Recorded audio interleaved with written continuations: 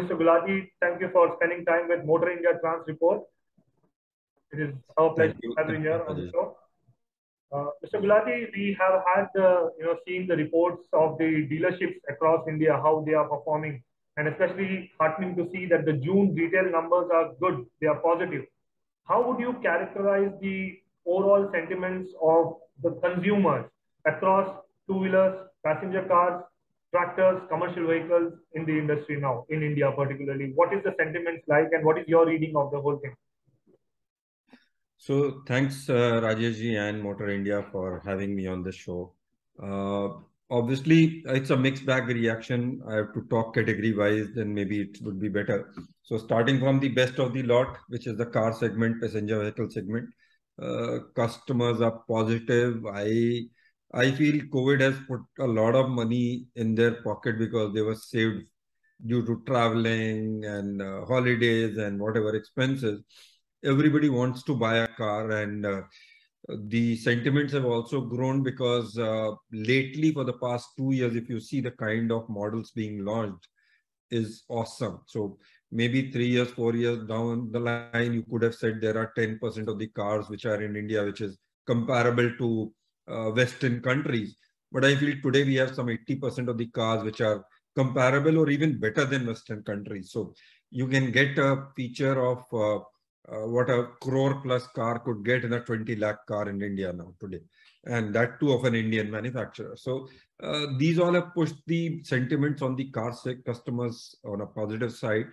And their also expectation has increased from the vehicle, from the dealers and everything. So they are now making it as an extension of their drawing room. So obviously when they think like that, then they want good music system, infotainment system, ambient light, all those sunroofs, moonroofs, and all those things which are currently being very prevalent in the new cars and all. So good time ahead for the car customers. If I continue towards the tractor side, even there we are positive because the past 3 monsoons have been good. The MSP price have been good. So the money they are getting for their crop or their produce is positive. No doubt the sentiments are a bit negative because of what the COVID second wave had on them, the fatalities, the hospitalization. But on the purchasing power, I feel they are now back to track and they are earning a lot as of today. The sentiments are not as, uh, they are positive, but not very, very positive. So we are seeing a equal enough good sale happening in tractor and it will be improving further. We'll also see a good push for the tractor on the commercial side because government is pushing a lot of infrastructure spend. So that is also a positive sentiment on the tractor side. Coming to three-wheeler, again, a mixed bag. One side, which is non-electric vehicle three-wheeler, is the sentiments are bad and a lot of customers are not interested to buy those vehicles because of the government restrictions and all. But if I talk of electric vehicle, the customers are very, very happy. The entry price is less. The economy of running an electric three-wheeler is very good. Even with all those fiasco of EV fires and EV issues in two-wheeler, this is one segment which is steadily growing and the customers are also happy. So positive sentiment on the three-wheeler side. Coming down to commercial vehicle, it's still not back to the pre-Excel load norms thing, but pre-COVID, commercial vehicle is back. The fleet operators are happy. They are getting the return on the investment on the vehicle. And overall, the sentiments are positive on their side also. And that has been clearly reflected on the sales, what we are seeing, which is in greener side. I've kept the worst, I'll not say worst, but not a good sign two-wheeler at the last, because that is where a major fiasco is happening. A lot of things lead to around 20% plus or 25% plus degrowth, what we are seeing pre-COVID level. Not the last year or last 2 years, because those were actually affected by COVID lockdowns and message. So this is a segment which got everything wrong which happened, starting from BS4 to BS6 because around a 30% price increase happened, coming down to a lot of government safety regulations coming in. No doubt it was good for the customers, but obviously it increased the vehicle price. Then the Supreme Court barging in on the insurance part, that 5-year insurance is compulsory. I don't know what benefit did the Supreme Court or the normal market will have, but that is actually added the acquisition price, which is a big problem for the two-wheeler segment. And finally, the electric vehicle. So the electrification of two-wheeler was going at a very good pace, but what we see is that the recent fires, the recent issues of vehicle giving a reverse gear or even breaking down, and these startups coming in without proper research and without proper presence on these locations for support has now created a bigger problem. No doubt a hype. They've really created a big hype. But in the end, they couldn't live up to that hype, and that is the problem. Now customers are confused. Should they buy an electric vehicle or not, or should they buy an ICE or not? And a lot of negative messages which is going on from the government and these electric vehicle startups is also a big problem. Somebody comes in and says that petrol will be no more in 2 years. A government official comes up and says that there'll be no electric vehicle in the market two-wheeler by this year and all that. So normally a customer who is interested to buy an ICE keeps himself away because he's not sure that if his vehicle will be there for more than 2 years or not. So you're already in 2022, and if the message is post 25, the vehicles will not run, he's not buying a product for 3 years. So that is also creating a negative sentiment in the two-wheeler. So I've completed all the categories for you on the sentiment fronts. And we kind of elaborated really well on different segments. And it is from an outsider's perspective, from someone who doesn't own kind of a dealership, but try to understand the operations of dealership, how easy and difficult at this time it is to be a dealer, where you have to keep in terms with the supply chain, the OEMs produce, customers' expectation, sales and service aspects. We have seen a lot of new dealerships coming up, but we have also seen existing dealerships migrate from say, the traditional two-wheeler, three-wheeler to a more secured four-wheeler or a commercial vehicle dealership. Have you seen such changes? Is the reshuffling on the cards, like the king size or the Taj Mahal size dealership, becoming extinct and now becoming, transforming themselves into small dealerships? So Rajeshji, I'll start from the base about the dealership. We have just gone through a Gen X. FADA has a Gen X wing also. We have just gone through a 2 days training in Bombay with SP Jain, and there I gave a detail to the new generation that a dealer normally is a very, very complex business. Like you already gave some 3-4 part. Leave apart the supply chain, but today if you talk about a dealership, we are covered around some 25-27 acts we have to comply with.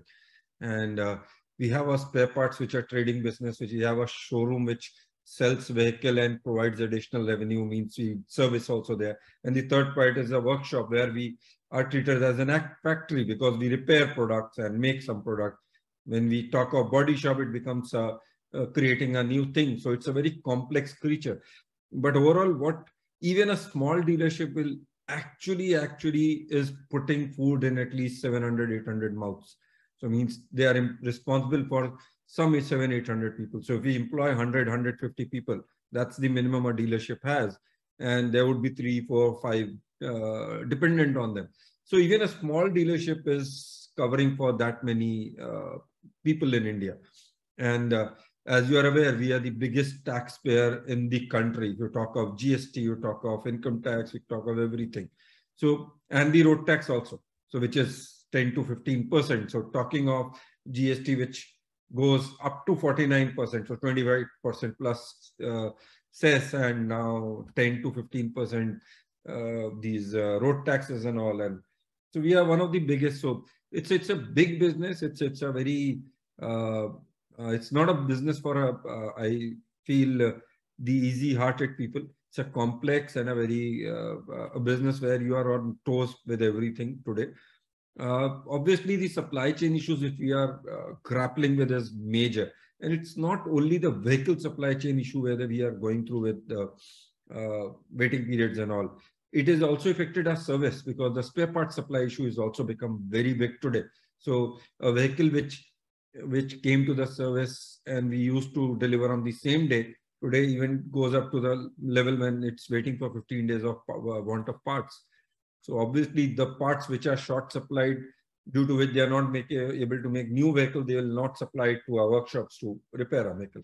So that's the kind of concern we are, and we are managing those customers also. So for us, it's a bigger concern of keeping our relationship with customers, because today, no dealer, 90% of the products what you want to buy, no dealer can give you a commitment that he'll be able to give you in 2 months, 3 months, or whatever time you feel you'll need to deliver a vehicle, because we are also not sure what is the production line in company. There are a lot of supply chain issue. Even the latest issue has become the transportation of the vehicle, the trucks availability and all those things, and delay happening. So we are grappling with all those issues as of now in the market, and being a very complex, full-fledged business, we are managing things. So COVID has really hurt us bad, because this is a business where we earn for the day every day. So even if we have some vehicle in stock, unless and until we sell, we don't get rotation of money. We have the team in place, but if vehicle doesn't come to service, we'll not earn money and we'll not be able to pay. And that is what happened when 2 months the dealerships were off. We had to support our manpower through them. So a lot of dealers really went through bad times because they didn't have that cash reserves to support their team and the rental and the electricity bill. But luckily, we are all a very resilient lot, and we have come up in flying colors. We have learned a lot of good lessons a very hard way. I wouldn't like this to go again in my life, but the kind of improvement I had in the dealership's life because of that, it has been awesome. Become more efficient. Even with the less manpower, we are able to deliver more. The financial position has also improved. The debt leverage, what pre-COVID the dealers had, they have recovered from them, and that has helped. So overall, I'll say there have been a lot of dealerships which went through problems, but luckily there haven't been a lot of shutdowns happening. They have reduced themselves. The setups have they have closed down some outlets, but the dealerships are still there. And also what we have learned, and the manufacturers are also supporting, is that we don't need a Taj Mahal size of showroom. Even 1,000 square feet of showroom today lets us service the customer at his closest place. So having a 6,000 square feet 10 kilometers far away, better to have 1,006 showrooms near the customer and give them the service. And a smaller showrooms obviously is efficient way of working than a bigger showroom. You need more electricity, more security, and all those things. So we have learned that, and things are improving. And overall, except for some two-wheeler dealers, because the degrowth 30% is really hitting them, but we are still lucky that two-wheeler dealers are able to cope up with the current downturn. But things are good. Very nice. Very heartening to see the changes that the dealership fraternity have kind of adopted and learned in order to be more efficient post the pandemic. While they also get the support required from the OEM partners, where they coordinate on the spares, the service aspect, as well as also the inventory management. What are some of the few initiatives that FADA has taken to skill the dealerships registered with you, and how are you every quarter kind of updating them about new scenarios, new changes, or the way working mechanism of these dealerships in India? Take us through some of the initiatives that you take. Particularly, I think one of the initiatives that you have with Google and ASDC. So, Rajeshji, practically ASDC is our baby only. So ASDC comes with FADA, SIAM, and ACMA, all three bodies. So we are there trying to skill the team. And frankly, what issues we are handling at the dealership is that like you are seeing the shift from ICE to electrical. And majorly, like I speak always, that when I was born, the manufacturer needed a mechanical engineer in his plant to build a product. When I came into dealership, shifted to automobile engineers. And today it is electrical engineers or computer engineers who are making the cars. Similar at our dealership, there was a technician, if you remember that Guru Chela concept, where a chela was giving an authority to a guru, and he was doing that, opening the lower wall to drain out the oil and all that. And it changed to coming in a proper infrastructure where you need a diagnostic equipment and do. And today, the technician is actually not required because it's more to do with electrical. So a pure technician who doesn't know electrician work is now getting extinct today. As a dealership, we want only those technicians who can do electric work also, because most of the problem today is electric, not the major engine, because engine has been evolved itself for the past 40 years and there is no problem coming in a normal engine. So that is where we are getting into together with everybody. As FADA on its own, we normally share a lot of data, a lot of inputs, a lot of messages to dealers, how to skill their team, how to be abreast of all this. And with ASDC, we are tying up with a lot of manufacturers. So we really recently did with Hero and then Toyota, where we are skilling the technicians to become an electric thing. And specifically this digital thing. Digital is now the major thing. So I remember somebody talking to somebody that there was a time when people said that I'm computer literate, and then he could have done anything. Today, if you talk that I'm computer literate and I need a job, he'll ask, what are you? This is a normal thing. You need a job, computer is a must. Are you tally literate or not, or are you sales literate or not? So if you are sales literate and not computer literate, then also you're not employable. So it's a simpler thing. You are a technician or a service advisor or a sales consultant. Now you need to be a digital literate, because unless and until you know what your customers are thinking, where they are researching, what they are studying, you cannot help them out in their issues. So that is where we pitched in with, tied up with Google and ASDC, where we launched an online course where a digital basic know-how we could give to everybody. So all the dealerships have digital engagement manager, but those are very specific to social media marketing, reviews handling, geolocal and all those things, GMB and all. But the basic knowledge, what even a customer care executive who is calling the customer should know, or even the service advisor, that's why we came up with that initiative. And that initiative was great. We did some more than around 50,000 registrations and still going on. It's not closed. So that's an online course where Google, ASDC and FADA give a certificate to, and a very small term course. We are coming up with more advanced courses like this. And see, whatever is happening latest, if we don't update ourselves, that's a problem. So as you know, today the buzzword is reskilling, or again, now people are talking of unskilling and then skilling again, because the way we were brought up is not the way we today work. So, but I'll accept that we haven't been able to do a lot in that. We are still trying, because we employ somewhat 45 lakh manpower in the dealerships, and doing some 50,000 courses doesn't suffice. But yes, we are on the right track. And I feel even today we had a discussion with some big digital aggregator player, where we were talking of how to skill more technicians, more people digitally, because that's the future. But we are working on it. Hopefully we'll be able to reach a credible level in some time. Excellent work that you've been doing grounds up at the ground level, where you would want to help the dealerships not only battle their own challenges, but also provide a talent pool which is ready and which can take up the complex challenges of the digital world that you mentioned.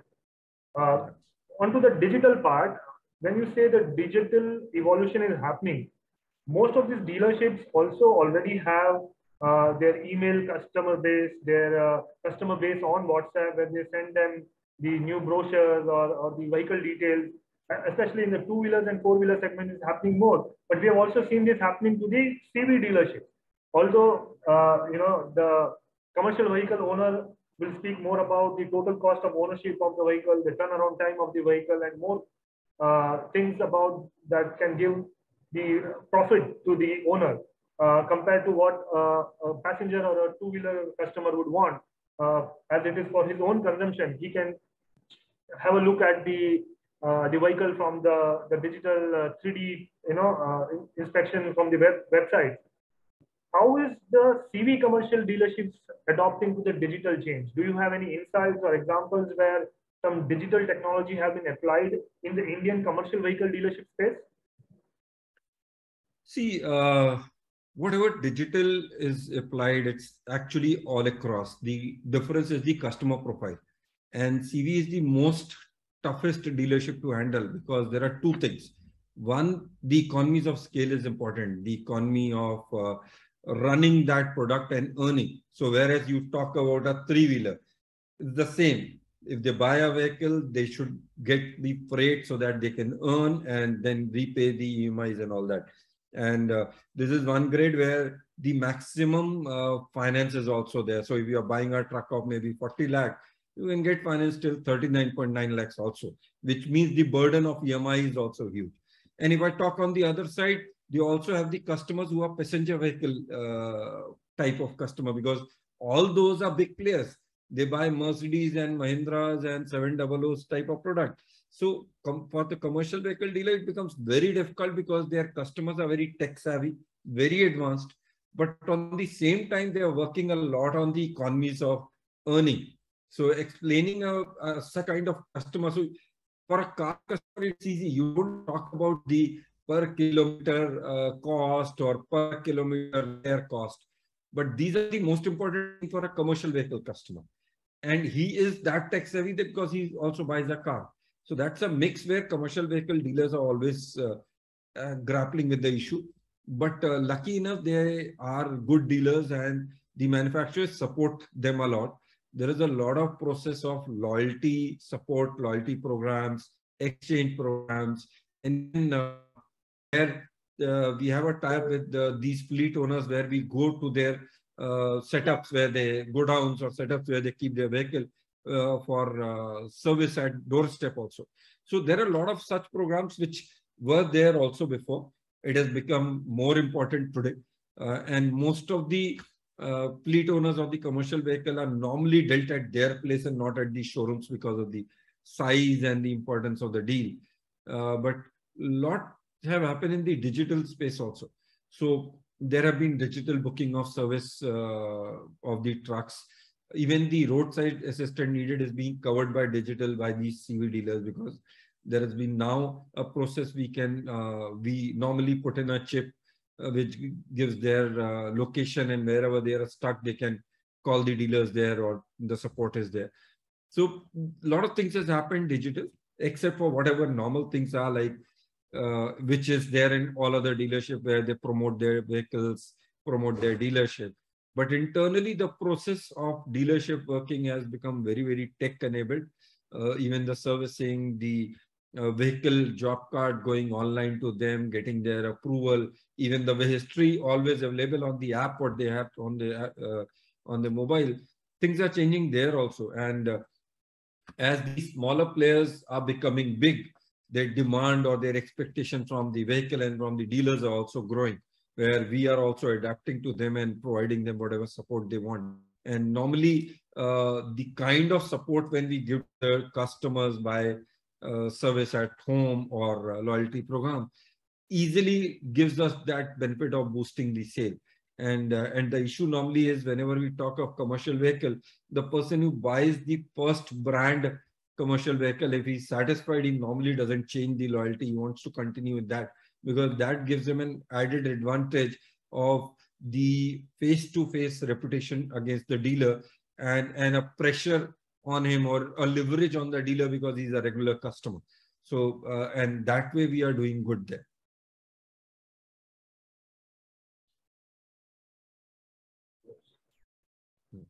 What about the calendar for FADA? Like, how do you chalk in so many things into your calendar? You have Auto Conclave, you have FADA Awards, you have webinars and seminars. Few words on them. What is up and coming?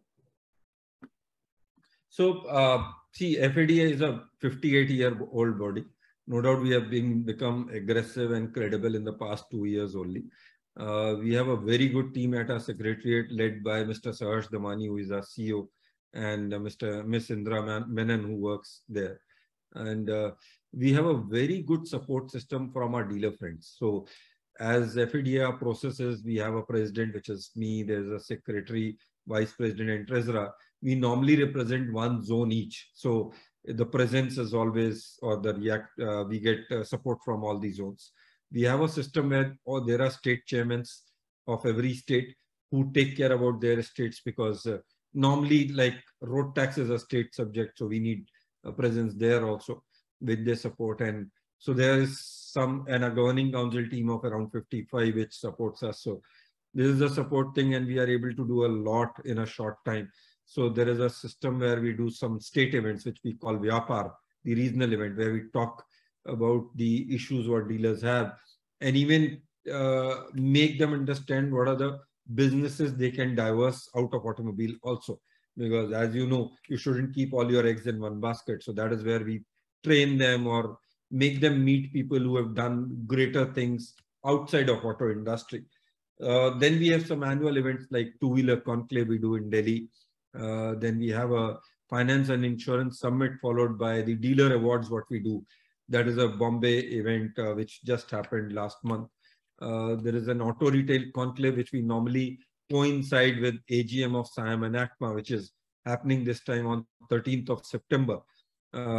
Then we have an auto summit which coincides with Auto Expo, which is happening on 13th of January.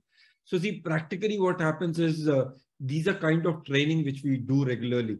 So the dealers come to the event. There are a lot of panel discussions between the leaders of the industry where they learn something out. And even if in a half a day program, they are able to take out one or two doable options. And every year they are able to take two doable options. I feel their improvement, their enhancement on quality and sales is already there. So that is what FADA part is. And basically we are working on more towards ease of doing business for dealers. In turn, it leads to customer also. So like for the past 4-5 years, we have been pushing MORTH on faceless registration. We got that CMVR rules passed in March 20. And till date, there are still a lot of states which haven't implemented that. We are thinking of going ahead with first the RTI and then going ahead with the writ petition in their respective high court asking why haven't they changed the state rules as compared to the national rules. Well, they are still going through their old non-digital way of RTOs where physical things are happening. So that is one. We are recently talking with MORTH on changing our annual renewal of trade license, which allows us to sell vehicle, to make it 5 years, because there is no issue. Why do we want every year renewal? Because the dealerships are normally for life. So you could easily, they have agreed, they are coming out with a 5-year renewal plan, and the draft has already been done. One thing what we are more pushing is getting the unorganized used car dealers into the bandwidth. So MORTH has agreed, and a draft is already in line where they will be giving trade certificate to registered car dealers. So there is already a trade certificate of new car dealers. The other is the trade certificate for registered car dealers.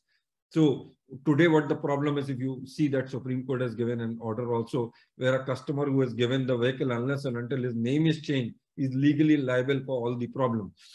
With this process, if MORTH agrees, as the customer gives the vehicle to the registered car dealer, his name would be there, but temporary owner will become for that authorized registered car dealers. And once he sells, then the name transfer will happen. So this temporary will support that the original customer doesn't go through any legal issues during the sale of the car. So we are working a lot with the governments and all, and the kind of support we are getting from the Secretariat and my team member, Mr. Manish Raj Singhania, Mr. Sai, and Mr. C.S. Vigneshwar is awesome. Wonderful. While you do a lot of things to grow FADA, and there are, I can see a lot of seminars, workshops, events, panel discussions, as well as the award functions that become the crux of FADA. Is there something that you periodically do to help dealerships boost their sales, say plan their inventory? Is there something that is kind of a part of a training program? So we normally do the training part. We don't directly do it because, see, this is a issue OEM wise, dealer wise, location wise effects. But our regular programs are where we tell them to how to do efficiently work. So all our events have some training programs also. So like I'll inform some of, so one is workshop efficiency program where you can increase your vehicle's productivity. The other is employee product efficiency program where you can, with the same employee, how much you can sell the vehicle or how much you can service the program. Additionally, we are also in the process of where we have a FADA Academy also, which works on it. So we have a 4 months program of a leadership. So where we go through our dealer principal in a process where they learn how to lead their team. And one thing is very clear, like I always say, the dealer principal is not a business man or an entrepreneur. He is basically an HR person because he doesn't sell anything on his own. He is a person who has to handle customers also, means people management. He has to handle his employees. He has to handle his OEM. So basically, he's a person. If a person knows how to be a good leader or how to manage people relationship, he can be the best dealer in this world. Forget about the dealership. He can be a best entrepreneur in any of the thing he goes. So that is what training we are going through. It's a 4 months growing. And then second, we are working on a 3-month management dashboard. So what reviews does a dealer should have? A dashboard which is on his computer every day morning, which even if he doesn't go to the nitty-gritty, he knows my dealership is going on the right track. So these are the 2 programs which we are working on. There is a longer program which we are in a process of tying up with Narsi Monji for the Gen X, where we'll have a small certificate, not a master course, but a small certificate course in automobile management, dealership management and all. So a lot of things are lined up and going through in the process. Wonderful, wonderful. You have kind of summarized a lot of things that you do for the dealership to kind of help them upgrade to the current requirement of the market. Lastly, if you want to sum up the current market sentiments and the way forward, the market outlook in another two, 3 sentences, what do you see the market outlook across segments, across vehicle segments? So I'll first sum up what as president of FADA I'm trying to close on. So we are working on an Auto Dealer Protection Act, which we are pushing through a lot of ministries because there are a lot of similar acts in Australia, US, Brazil, but nothing in India. That is why the OEMs are not treating the relationship as in a better way. So if a dealer principal is not as strong, he is normally being led by them in a wrong way. Second, we are working on a model dealer agreement because our dealer agreements are one-sided. And as per Contract Act, whatever agreement we have signed, we have to abide by that, which is not a right way. And being they are a bigger fish, they coax us to sign and we normally don't read and sign. So this is what as a dealer protection, what we are doing. Coming to second, which you were talking about market outlook for the medium to long term. I feel we are at the best of the time for the car segment. This financial year, we'll see the best sale happening. And if the kind of sale we are looking at continues for another 2-3 years, we'll become the number 3 car market in the world very soon. So that is one side. Two-wheeler is a mix of a problem. Till the time the electric vehicle capacity grows, because today, as of now, capacity is too less. We are doing some 55,000. Unless and until we go to a level of 2 lakh, 3 lakh capacity and sale of around 2 lakhs, I don't feel two-wheeler will be back on track. So it means another 2 to 3 years will take time for the good glory days of two-wheeler coming back, and the support of the legacy OEMs which are selling ICE. Their shifting in electric will also help this boost. Tractor is good. It will continue to be green. Three-wheeler overall would be negative, but the kind of electrification is happening. That is the best category for electrification today. It is at 56%. It will grow above. So that is also a positive side for India. And commercial vehicle with the push from the infrastructure, I feel that will be also great. So overall, I feel the auto retail, except two-wheeler, is in a positive phase, and it's actually in the fly phase. One, two-wheeler is a concern, and you should also consider that India is the biggest two-wheeler manufacturer in the world. And the loss of 30 lakh, 40 lakh vehicle, what we are seeing, can't be covered by all the other categories put together also, because 70% comes from the two-wheeler market. So overall industry will see a negative trend going further also for a year or two. But individually categories, the passenger car, three-wheeler, CV and tractor will see a positive side. Nicely put up, Mr. Gulati. Thank you so much for your time and the feedback and the findings that you shared with us. We'll get back to you if we need some more details or numbers.